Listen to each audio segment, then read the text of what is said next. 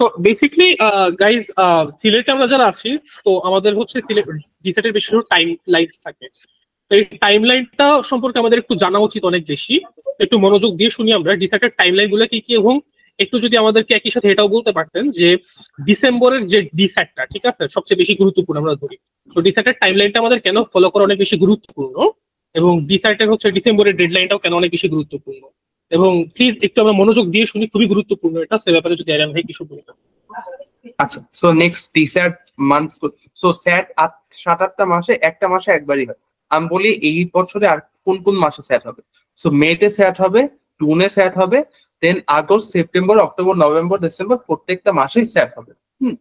So কথা হচ্ছে আমি কোন মাসে দিব।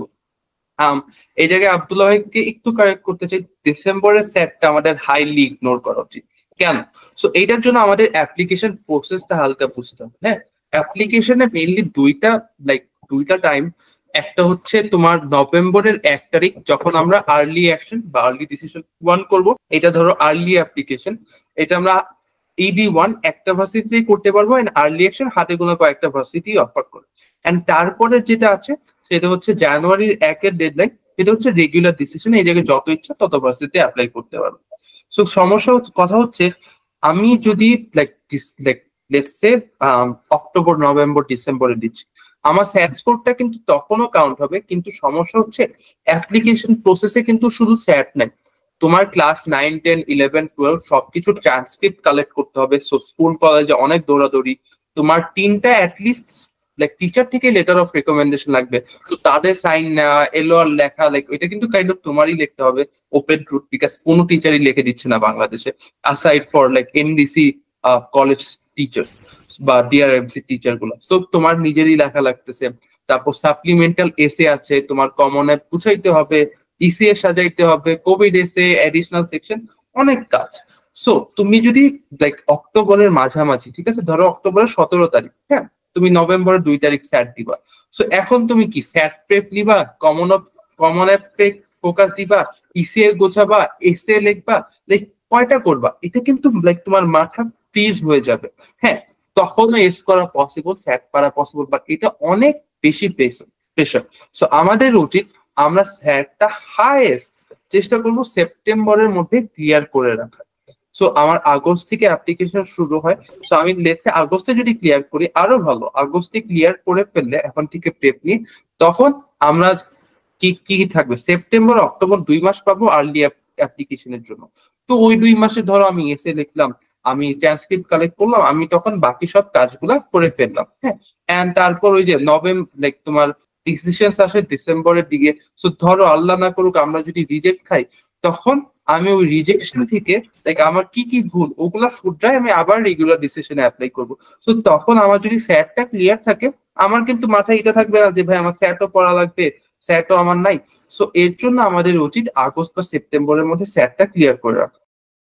একই সাথে হচ্ছে আপনি কিছু জিনিসপত্র বলতে, যেমন আর্লি ডিসিশন, রেগুলার ডিসিশন। আমার মনে হয় সিলেটের আমরা অনেকেই হচ্ছে এই জিনিসগুলো নিয়ে খুব একটা বিস্তারিত জানি না। আচ্ছা, এইগুলো যদি এই টার্মসগুলো আমি একটু বুঝাই।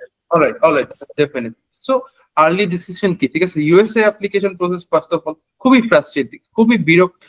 এই টার্মস গুলো আমার খুবই জঘন্য রকমের বিরক্ত লাগছে ভাই। আমি যখন তোমাদের স্টেজে ছিলাম আমার লাগছে ভাই একটা অ্যাপ্লিকেশন উইন্ডো রাখুক, এক জায়গায় অ্যাপ্লাই করবো শেষ। বাট ভাই ইউএস ওদের মাথায় সমস্যা, ওরা কি কি করে ওরাই জানে। সো ওদের ED1 কে আমি বলি, সো আর্লি ডিসিশন, এটার ফুল মিনিং হচ্ছে আর্লি ডিসিশন বা আর্লি ডিসিশন 1। এটার ডেডলাইন লাস্ট অ্যাপ্লিকেশন সবকিছুতেই শুরু হবে আগস্টের 1 তারিখে, বাট ডেডলাইন থাকবে নভেম্বরের 1 তারিখ বা নভেম্বরের 15 তারিখ, এন্ড এটার রেজাল্ট দিবে ডিসেম্বরের 15 তারিখের দিকে।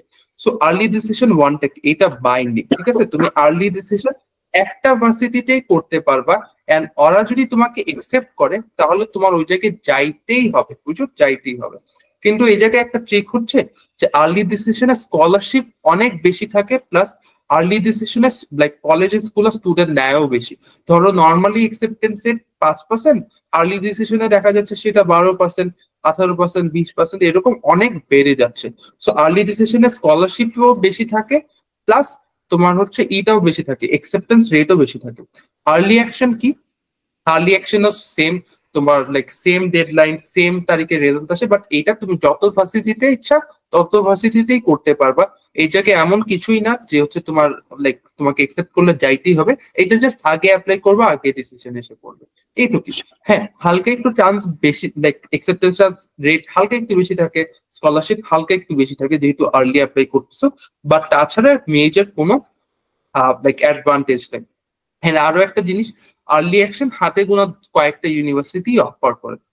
এখন ইডি টু কি, ED two same, like same জিনিস, তুমি জানুয়ারির 1-এ অ্যাপ্লাই করবা, ফেব্রুয়ারির 15 তারিখে রেজাল্ট আসবে, বাট এটা জাস্ট আর একটু পরে একটা ভার্সিটিতেই করতে পারবা, একসেপ্ট করলে যাইতেই হবে, স্কলারশিপ বেশি, একসেপ্টেন্স বেশি, লিটারালি দ্য সেম, ঠিক? হ্যাঁ, এন্ড REA এটাকে বলে রেস্ট্রিক্টেড আর্লি অ্যাকশন।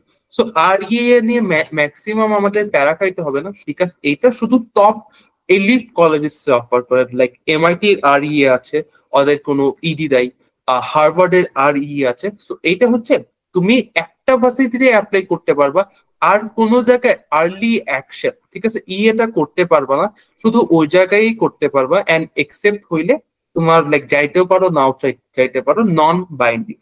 হ্যাঁ, সো এখানে REA এর কথা গেল। ফাইনালি থাকে রেগুলার ডিসিশন। তো রেগুলার ডিসিশন সবারই আছে, কোনো ধরা বাধা নাই। জানুয়ারি 1 বা জানুয়ারি 15 ডেডলাইন, তুমি অ্যাপ্লাই করবা, মার্চের দিকে তোমার ডিসিশন এসে পড়বে, নাথিং স্পেশাল, লাইক এটা normal round. But regular decision like compare too early decision, scholarship and acceptance হালকা একটু কম থাকে, অ্যান্ড বিং অনেস্ট ভার্সিটিরা ইউনিভার্সিটিরা আরডি থেকে একটু অ্যাকসেপ্ট করতে একটু কম যায়।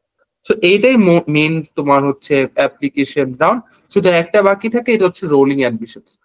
সো রোলিং অ্যাডমিশনস ইউজুয়ালি একটু লোয়ার টিয়ার, একটু মানে অ্যাভারেজ টাইপ ইউনিভার্সিটি গুলো থাকে, এগুলোর কোনো ফিক্সড ডেডলাইন নেই, তুমি যখন ইচ্ছা তখন অ্যাপ্লাই করবা, এন্ড ওরা ধরো তোমার 2-3-4 উইকের মধ্যে তোমাকে ডিসিশন জানাই দিবে। এটা হচ্ছে রোলিং অ্যাডমিশনস।